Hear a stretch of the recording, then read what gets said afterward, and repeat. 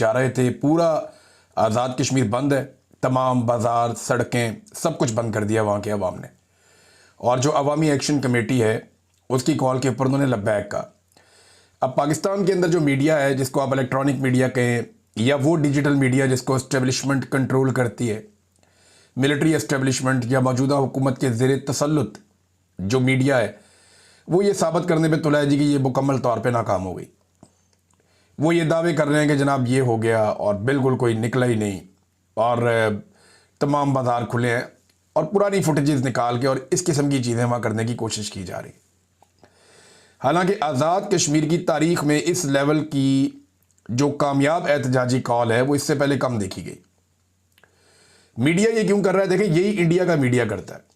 جب مقبوضہ کشمیر میں وہاں کشمیری احتجاج کرتے ہیں، وہ نکلتے ہیں اپنے حقوق کے لیے، تو انڈین میڈیا دکھاتا ہے کہ جناب ان کی کال ناکام ہو گئی.